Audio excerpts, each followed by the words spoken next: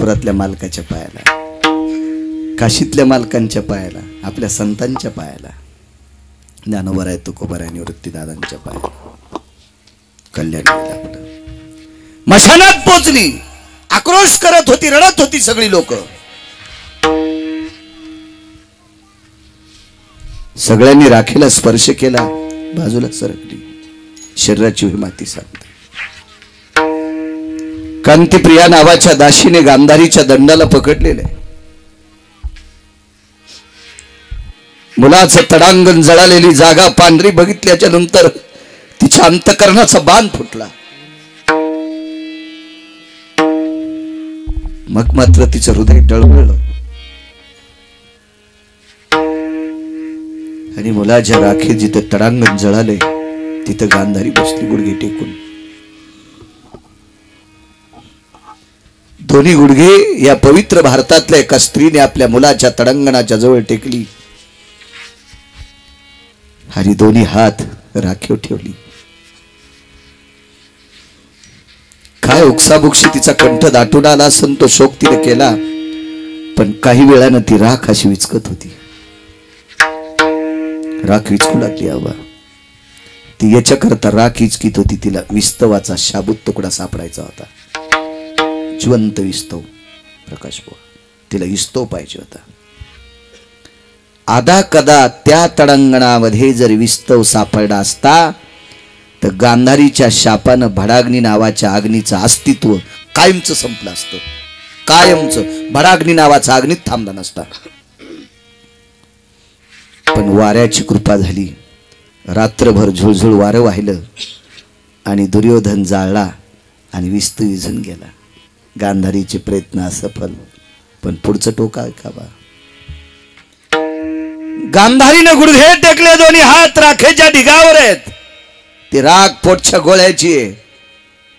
स्वतःच्या मुलाची राख आहे ती. त्याच्यावर हात टेकले आणि नेत्रातून पाण्याचा सडा पडला. टप टप टप टप टप टप पाणी पडत होते. गांधारीच्या डोळ्यातलं पाणी पाहिल्याच्या नंतर पंढरपुरातले मालक द्वारकाधीश कृष्ण परमात्मा डोळ्यानं रडत नव्हते, अंतकरण रडत होते. अंतकरण देवाचं का? माईचं लेकरावर किती प्रेम असते. त्या दृष्टीने विचार केला तर दुर्योधन मूर्ख आहे. दुर्योधनानं बऱ्यापैकी कामं चुकीची केलेली आहेत. पण जिनं 9 महिने 9 दिवसाच्या झळा पोटात सहन केल्यात का? तिनं त्याला प्रसवलंय का? तिला तो आवडत असतो. तिला आई म्हणत असतात, करी लाभाविन प्रीती. अख्खा अंत्यविधीला आलेला समुदाय शोक करत होता.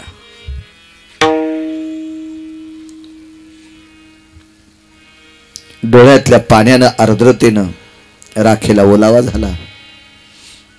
कोणाची हिंमत नव्हती राखेपासून गांधारीला उठवायची. लोकाला माहित होतं ही धगधगती मशाल आहे. या देशाची स्त्रीचा जर विचार केला, या देशाच्या ही देशातली स्त्री हजारो सूर्याचं तेज चिचत आहे. या पवित्र देशाची स्त्री त्या अधिकाराची. फक्त माझ्या पवित्र देशातल्या स्त्रीने आचरण सांभाळावं. काय सूर्य तुमच्या पुढे ठेंग नाही माझ्या माईनं. फक्त आचरण, फक्त आचरण. मी रात्रीच्या कीर्तनात बोलून गेलो पुण्याला, कोथरूडला. अरे या देशातल्या पवित्र स्त्रीच्या शेकाजवळ जाऊ नका, जळून जातात. हा शेक लय आगावे. एका घराची चौकटी इकल्यावर 35 बारे आमदार होताय ते. अशा 7 कोटी चौकटी ज्याच्याकडे होत्या त्याला एका बाईचा दुरून शेक लागला तर 2 वाजून 18 मिनिटाला जळून गेला. त्याचं नाव रावण. हा इतका शेक भारी. या देशातली स्त्री इतकी तेजस्वी आहे. तुम्हाला जर मोठं व्हायचं असेल तर स्वतःची पत्नी सोडून जगातल्या प्रत्येक स्त्रीला दुर्गा म्हणा. म्हणा जगदंबा, म्हणा सावित्री, म्हणा लक्ष्मी. कल्याण होईल तुमचं. क्षेत्र कुठले असू द्या. शेती असू द्या, परमार्थिक असू द्या, राजकारण असू द्या, व्यापार असू द्या, वैद्यकीय असू द्या, शैक्षणिक असू द्या, कुठलंही क्षेत्र असू द्या, मोठं व्हायचं असेल यांना दुरून नमस्कार करावा. जितकं जितकं या पवित्र देशातल्या स्त्रीकडे बघत असताना आपला भाव जागरूक होईल आणि यांना वात्सल्याच्या दृष्टीनं बघू, भगिनीच्या दृष्टीनं बघू, आपलं मोठं होईल. हिम्मत नाही झाली कोणाची. बघता बघता राख अशी जमा केली. राख जमा करून करून करून तिचा गोळा तयार केला आणि गोळा डाव्या हातावर घेतला. राखेचा गोळा. त्याला आकार देत देत देत देत देत देत त्या गोळ्याला पुतळ्याचा आकार आणला. त्याला नागडोळे काढली, त्याला हातपाय काढली, त्याला डोकं काढलं, संपूर्ण शरीर काढलं, पुतळाच तयार केला राखेचा. कोणाची राख होती? दुर्योधनाची. कोण करते पुतळा? गांधारी. पुतळा केला. तयार झालेला पुतळा उजव्या हातात घेतला.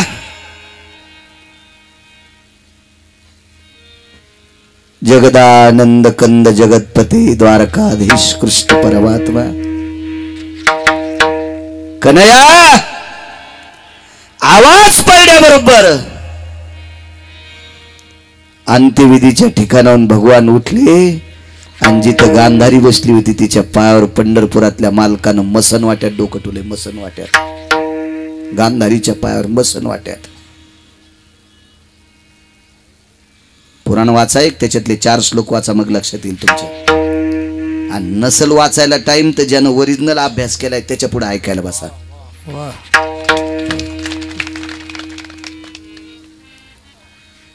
कोणावर जळणं हा मूर्खपणा आहे आबा. कोणावर जळणं हा मूर्खपणा आहे, पण चांगुलपणा सांगणं हा विवेकाचं टोक आहे. ठीक आहे, मी जर म्हणलं विकास बुवाचं वाईट हो, आपल्याच्यानं होतंय का? आणि मी म्हणलं यायला गंगेच्या कडीला, गोदावरीच्या कडीला 300 एकर जमीन भेटती का आपल्याच्यानं? आपल्याच्यानं कोणाचं पालथं होत नाही, कोणाचं सोयीचं होत नाही, कशाला इचकायचं? चांगलं ऐकायची भूमिका ठेवा, देव तुमचं चांगलं करील. चांगलं वाचायची भूमिका ठेवा, वाचताल पण चांगलं वाचल्यावर, चांगलं ऐकल्यावर सुद्धा वाचताल. नका ऐकत जाऊ काही पण भंगार. मशानभूमीत डोकं टेकलंय. मशानभूमीत पंढरपूरची मालकीन हैराण झाली. लक्ष्मी आई साहेब काय मालकाला कळतं का? त्या बाईनं आवाज देवानी यायनं ती राखुंड्यापाशी बसली आणि तिच्या पायावर डोकं ठेवलं. आईसाहेबाला काय माहित होतं बाई काय आहे ते? सामान्य बाई नव्हती ती, सामान्य बाई नव्हती.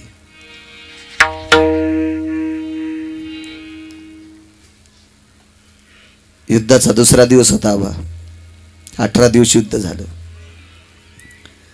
युद्धाचा ज्या दिवशी दुसरा दिवस होता त्या दिवशी भीष्माचार्याचं दर्शन घेतलं आणि विचारलं, आपल्या पक्षाचं काय होईल सांगता येईल का? भीष्माचार्य म्हणले, पक्षाचं नाही सांगता येईल, पण तू भलं होण्यासाठी एक उपाय सांगतो. तू युद्धाला जाताना तुझ्या माईच्या पाया पडत जाय. भीष्माचार्य दुर्योधनाला म्हणले, आपल्या पक्षाचं काय होईल ते असू दे, पण तू युद्धाला निघाला की तुझ्या आईच्या पाया पडत जाय. आणि योग सांगू का बा, ज्या दिवशी दुर्योधनाला कमरेच्या खाली गदा मारली त्याच दिवशी गांधारीचं दर्शन घेतलं नव्हतं. त्याच दिवशी आईचं दर्शन घेतलं नाही. 3 दिवसापासून भीमाचे हात सळसळ करत होते मांडी फोडायला. हाणणार गदा. भगवंतान म्हणायचं आज गदा चुकणार आहे, आज गदा चुकणार आहे. तर एके दिवशी भीमाने विचारलं, युद्ध झाल्यावर देवा मला 2-3 दिवस गदा मारू दिल नाही आणि त्या दिवशी मारा म्हणले का? भीम दादा, तो ज्या दिवशी गांधारी आई साहेबांचं दर्शन घेऊन येत होता त्या दिवशी तिच्या आशीर्वादाचं कवच त्याच्या अंगाच्या भोवताल फिरत होतं. म्हणून तुमच्यासारख्या कोटी भीमाईच्या गदा उडून गेल्या असत्या टपरासारख्या. आणि ज्या दिवशी गदा मारली त्या दिवशी त्याच्या आईचं दर्शन घेतलं नव्हतं. काय शास्त्र आहे, काय इतिहास आहे, काय गरज आहे सिनेमातल्या लोकांचं ऐकायचं? माईला सांभाळा म्हणून? काय गरज हो बाकीच्या गोष्टीतलं ऐकायचं काव्यातल्या? जिवंत उदाहरण आहे. ज्या दिवशी गांधारीचं दर्शन घेतलं नाही त्या दिवशी मांडी फुटली. प्रेमाचं कवच संपलं. पुराण बघा, पुराण बघा.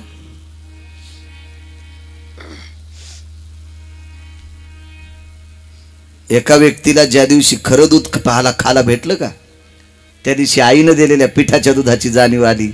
अरे आपली आई आपल्याला हे दूध देत नव्हती. त्याला खरं दूध त्या दिवशी कळालं. उपमन्याला अरे आई वडिलाविषयी खरं दूध आहे. हे बघा काय ताकद आहे ती. हातावर घेतला दुर्योधन, राखुंड्याचा दुर्योधन आहे. कन्हैया मल्ल्याबरोबर धावत आला आणि पाय ठेवले, पायावर डोकं ठेवलं. जी आत्याबाई, कारण कुंती आत्या होती आणि कुंतीची जाऊ आहे. मग आत्याची जाऊ आत्यात प्रकाश बा. जी आत्या, जी आत्या, जी जी जी. कन्हैया, सांदीपणींचा मेलेला पुत्र समुद्रातून आणून दिलास. जी म्हणजे हो, मृतपुत्र आणून दिला. माझे 100 होते, 100ला 100 गेलेत. मी आतापर्यंत तुझ्याकडे तक्रार केली नाही. हा माझा दुर्योधन तोही गेलाय, पण मी राखुंड्याचा पुन्हा तयार केलाय. तुला विनंती करते, आता दुर्योधन तू जिवंत कर या पुतळ्याचा. याला चेतन कर. हा दुर्योधन धर्माच्या डोक्यावर छत्री धरील. हा दुर्योधन जिवंत कर. धर्माच्या डोक्यावर हा छत्री धरील. धर्माचे पायतन सांभाळील. धर्माला अब्दागिरी वारील, वारा घालीन धर्माला. धर्माची चर्या करील, चर्या करील. पलीकडून काका होते बसलेले, हुशार माणूस काका. त्या काकांचं नाव होतं जगताप काका, विदुर काका.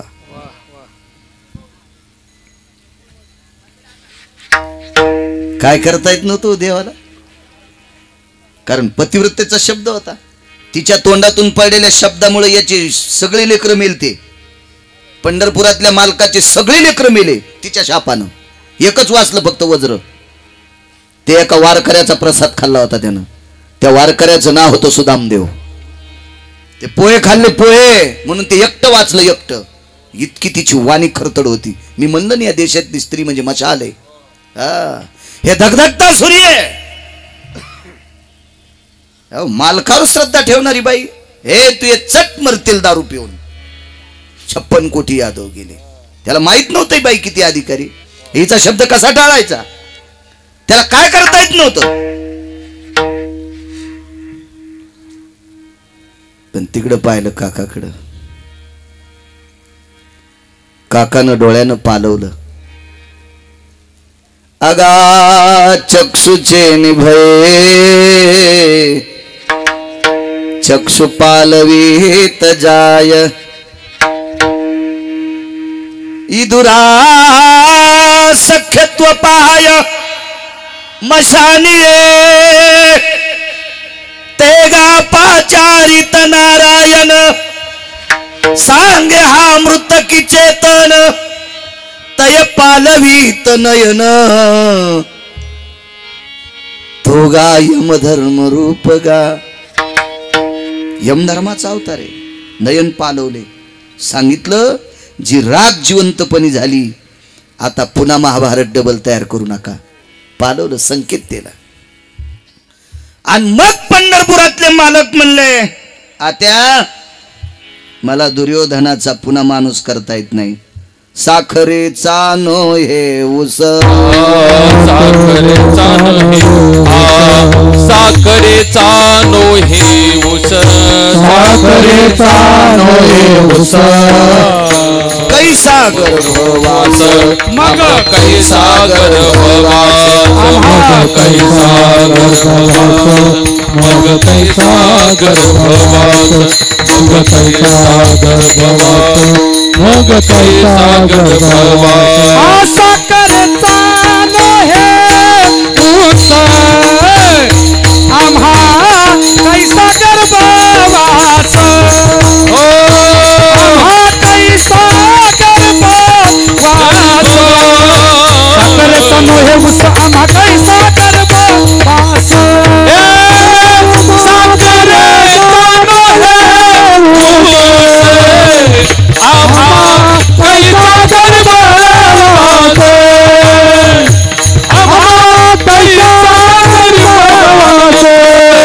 आम्हा कैसा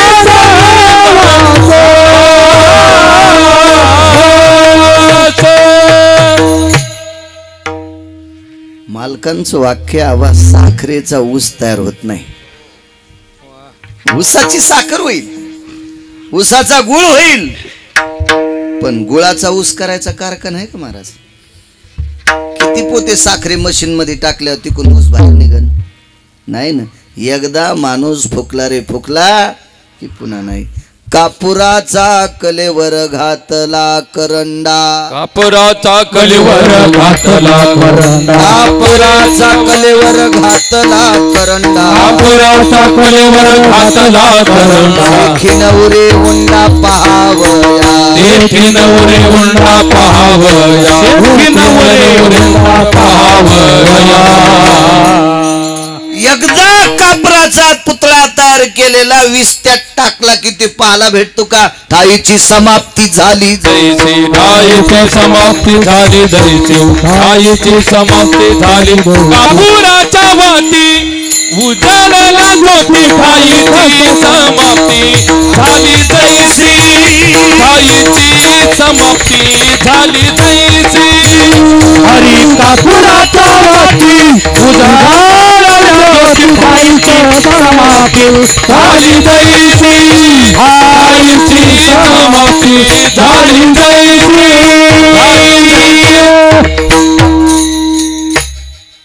मालक सांगतात अष्टादश मालकांपैकी एक, अरे एकदा कापराला इस्तू लावल्यावर इथं कापूर होता सांगायचंच नाही. काय उरली किंवा कोण उरली ती काजळी, अग्नी कर्पुराचे मेळी, काय उरली ती काजळी. गोड साऊंड सिस्टीम वाला माणूस, चांगली गोष्ट आहे. पैसे सगळेच साऊंड वाले घेतात. गोड. सगळ्या महाराज लोकायला असा माणूस भेटत जा. आवाज काय होतंय, साऊंड चांगला असलं की हे लय गोड म्हणते तो. ऐकायला भेटतं ना, गोड कुठं ऐकायला भेटायला? असंच भंगारीच बेल वाया गेले ग बाय बाय, तिकडेच घसरून मेली. उलटी नाही व्हायचीस का तू? घसरून नाही जायची नाहीस का वाहून पुरात? चांगलं ऐकावं माणसं. मला वाटतं या स्टेजवर तरी वाईट नका ऐकू. चांगलं ऐका रे. लय पवित्र स्टेज राहतो, लय पवित्र स्टेज. या पवित्र देशासाठी सुरांनी रक्त सांडलं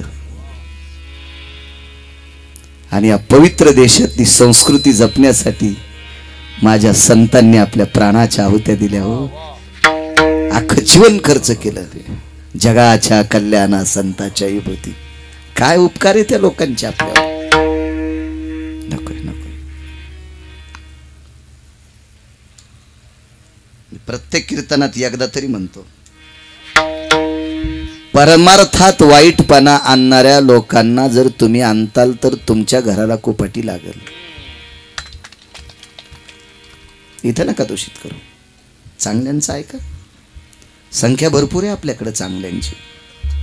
ऐका चांगल्यांचं.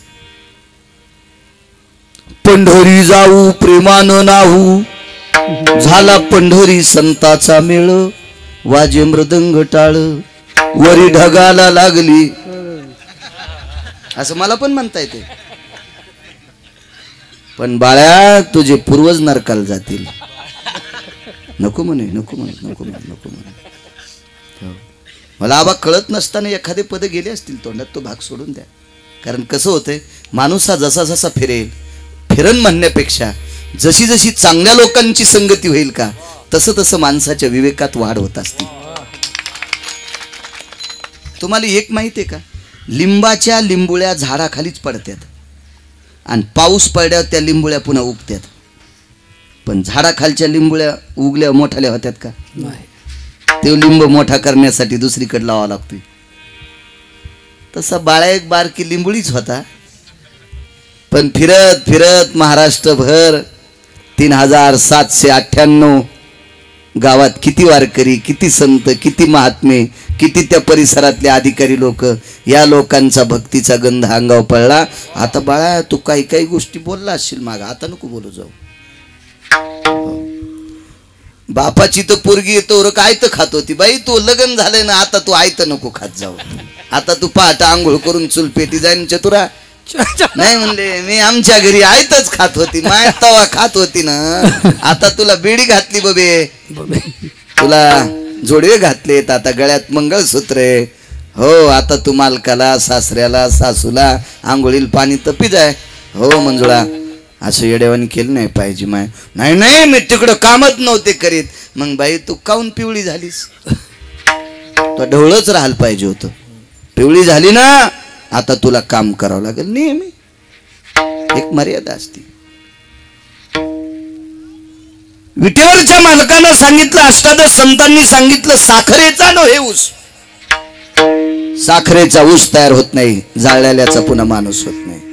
तुला काय करता येत नाही का नाही?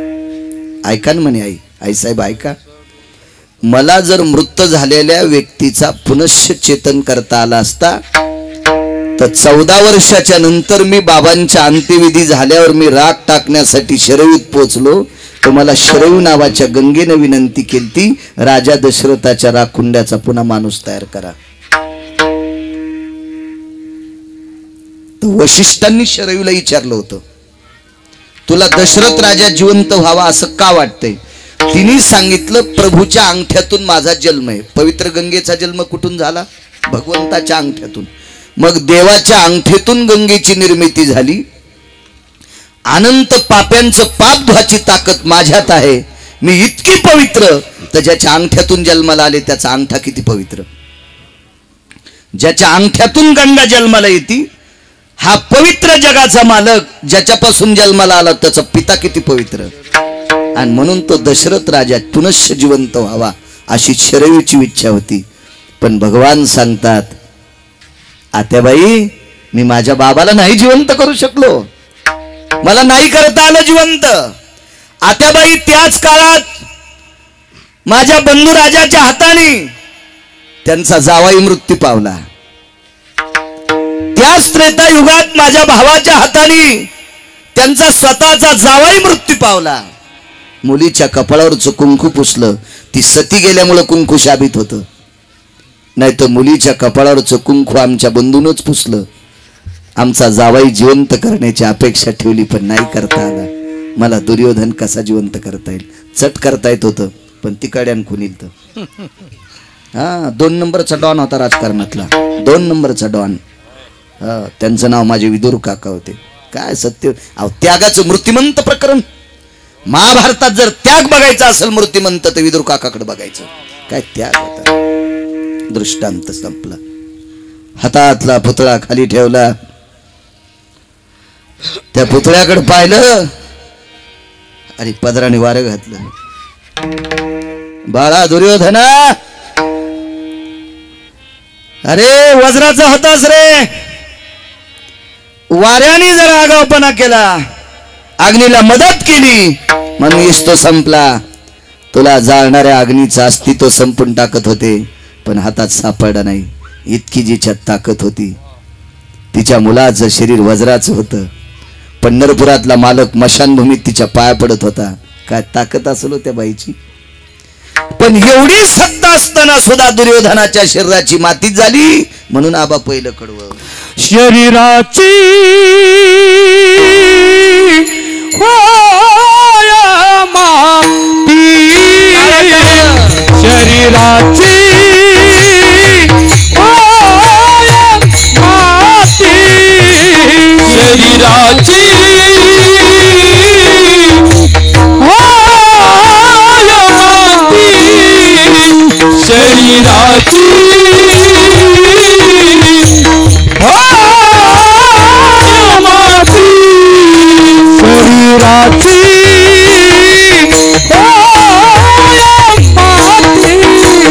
शरीराची होय माती, शरीराची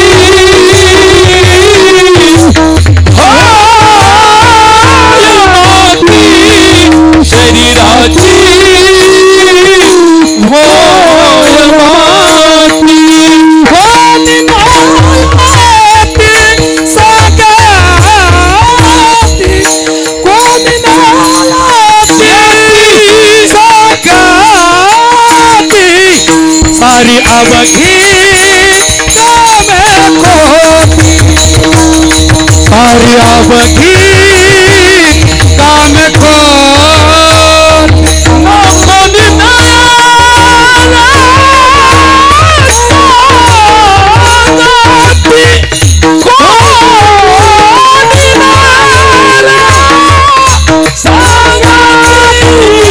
कोणी सारी अवघी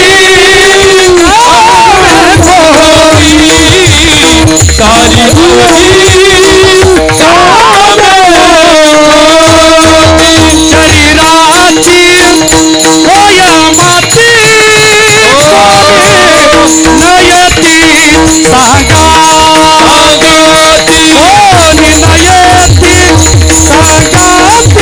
कोणी नयती सांगाती शरीराची होय माती कोणी नयती सांगाती कोणी नयती सांगाती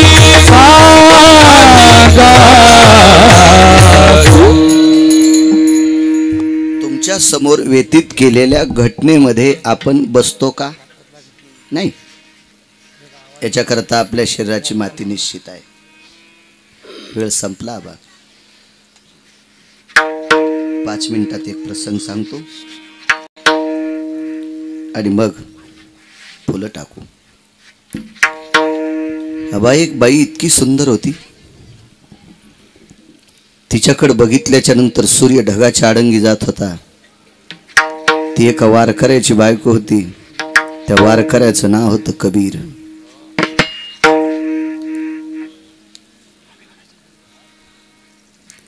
पौर्णिमेच्या चंद्राचा शीतल प्रकाश इतका शीतल इतका शीतल इतका शीतल इतका शीतल. पण पौर्णिमेच्या दिवशी जर ती बाहेर तिच्या पती सोबत तुळशी वृंदावनापाशी जर बसली कबीराच्या सोबत, तर जेवढ्या वेळेस कबीराची पत्नी तुळशी वृंदावनापाशी आहे तेवढ्या वेळापर्यंत चंद्र ढगाच्या आडंगी जात होता. लाज वाटत होती चंद्राला, लाज. विश्वाला प्रकाश द्यायची पात्रता माझ्यात आहे, पण मला काळा चट्टा आहे. आणि एका वारकऱ्याची बायको इतकी तेजस्वी आहे की तिचं तेज पाहिल्याच्या नंतर मला लाज वाटती. हे चंद्रानं व्यतीत करावं. इतकी सौंदर्याची खान. विवेक किती होता सांगू तुम्हाला. मालकाने आदेश दिला, लक्ष्मी 4 वारकऱ्यापुरता स्वयंपाक करा. गेली हो दुकानावर, किराणा दुकानावर गेली. ते दुकान होतं तुळशीदास नावाच्या वाण्याचं. त्याचं नाव होतं तुळशीदास नावाचा वाणी. सौंदर्य आधी कशा करता सांगितलं सांगू तुम्हाला. यांना जगदंबा समजा. इतकी मोठी होतान की ते मोठेपणा मोजण्यासाठी ब्रह्मदेवाकडे तराजू नसेल.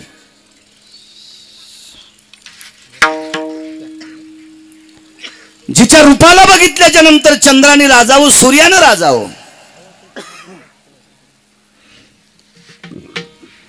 ज्या वेळेला कबीराची पत्नी पावली होती ना, त्यावेळेला 3 डोळे होते. मला ते पाठ नाही ताबा.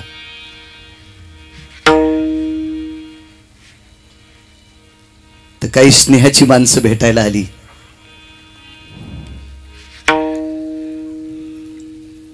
तर त्यांनी वर्णन केलं. साधं मनाचा मोठेपणा होता बिचाऱ्यांचा. कबीरजी ते हिंदी भाषित होते, उत्तर भारतातले. किती सौंदर्य होतं. चंद्राच्या तुकड्यासारखी चमकायची, सूर्याच्या तेजासारखं तेज होतं. कबीराच्या डोळ्यातून एक पाण्याचा थेंब आला. यही तो पुजारी थे बोले उनके. तुम्ही ज्या सूर्याची चंद्राची जिला उपमा देता का, सूर्य आणि चंद्रासारखी ती सुंदर होती अशी म्हणतात ना. अरे ती सूर्या चंद्रासारखी सुंदर नव्हती. चंद्र आणि सूर्य तिचे पुजारी होते. एका स्वतःच्या पतीनं पत्नीचं वर्णन करावं. ते पती काय साधा होता वे? कुठं गुटके खाऊन थुकणारा, कुठं तंबाखूची बोकणी टाकणारा, नाल्या जाम केल्या लोकांनी काही काही.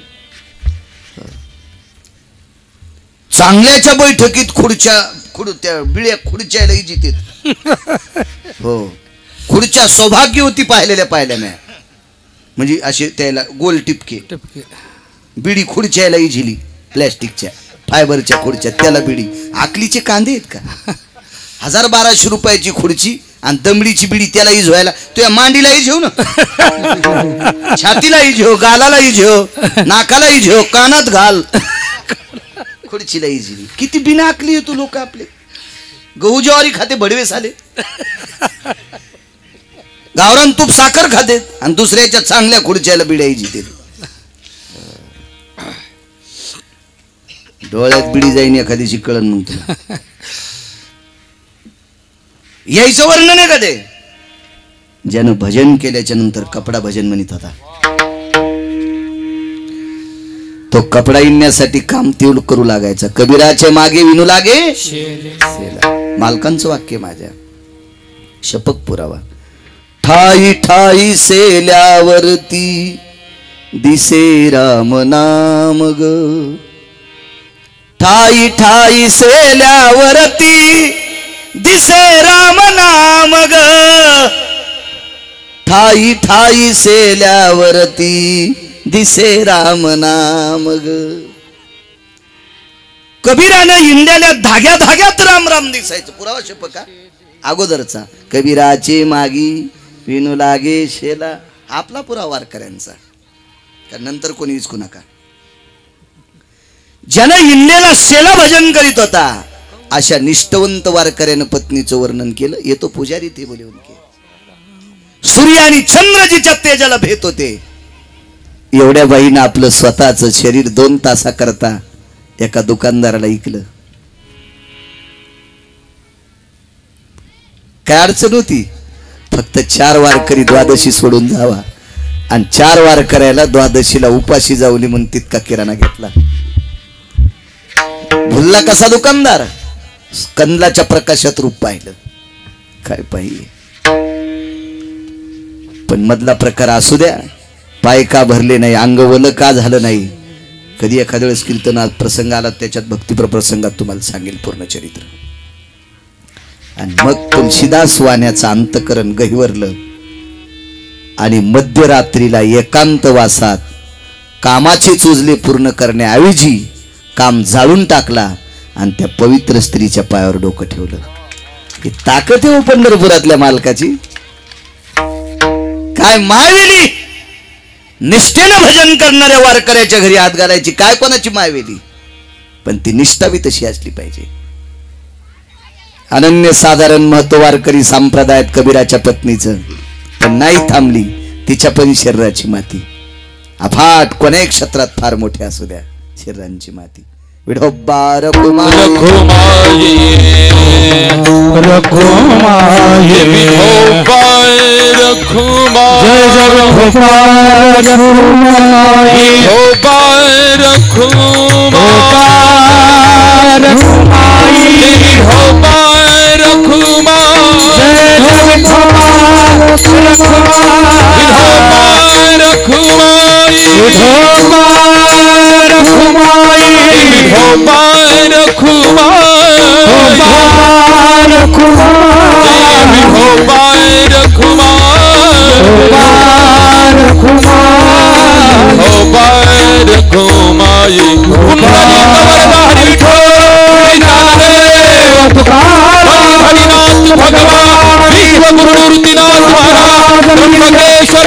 भगवान रामचंद्र भगवान रुद्र हनुमान रखुमाई रखुमाई रखुमाई विठोबा रखुमाई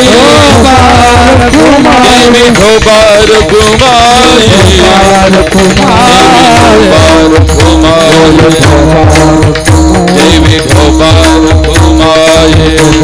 जय जय जय विठोबा रखुमाई जय जय जय जय विठोबा रखुमाई विठोबा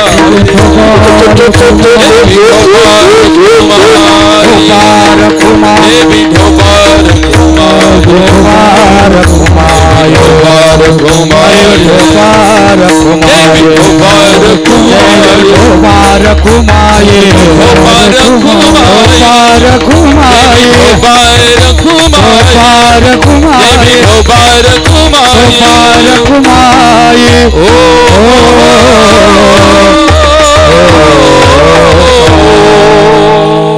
अधिपत्याम्बयोपतपयजद्निरेण सर्वसुधीषु मृत्युस्सारास्तते कुमप्रियभयजन्नोर्जतज्जायतेऽहम् सव्यापसव्य सर्वस्थितो यज्ञोपवितप्रभाजनोर् कान्तिर्मुच्यते सर्वस्थिताम् आपां पतिर्निरभयोः मुष्टित् सर्वस्थितो त्यज्जायते नाम पिण्डलुप्तभयावसो आपां पतिनिरजयो साक्ष सर्वस्थिता पुनितयो ये तयक्ष किन्नरो गन्धर्वो चारणो लोकपालो दिक्पालाय परमहंसा पर्वस्थिता सर्वस्थितज्जायते नाम वैकुण्ठाधिपतयन्नमः कैलासाधिपतयन्नमः सत्यं वासं पतयन्नमः गोलोकाधिपतयन्नमः यस्सर्वपतयमुद्य सर्वस्थिताति जायते रक्तचन्दनं समर्पयामि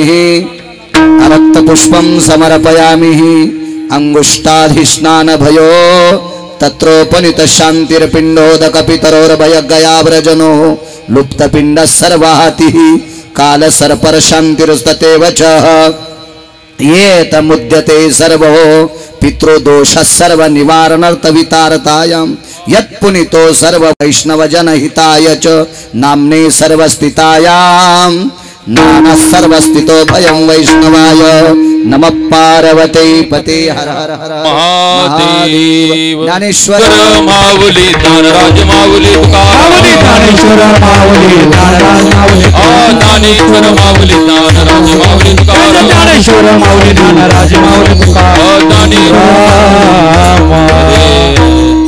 अर्धा मिनिटं कारण गणेश जन्माचे सप्ते चालू आहेत फक्त अर्धाच मिनिटं पार्वतीच्या नंदनान मोरया गजानना रे गजानन पार्वतीच्या नंदनान मोरया गजानना रे गजानना पार्वतीच्या नंदनान मोरया गजानना रे गजानना पार्वतीच्या नंदनान मोरया गजानना रे गजानना मोरया गजानना रे गजानन मोरया गजानना रे गजानना गजानना रे गजानन मोरया गजानना रे गजानना पार्वतीच्या नंदनान मोरया गजानना रे गजानना पार्वतीच्या नंदनान मोरया गजानना रे गजानना पार्वतीच्या नंदनान मोरया गजानना रे गजानना पार्वतीच्या नंदनान मोरया गजानना रे गजानना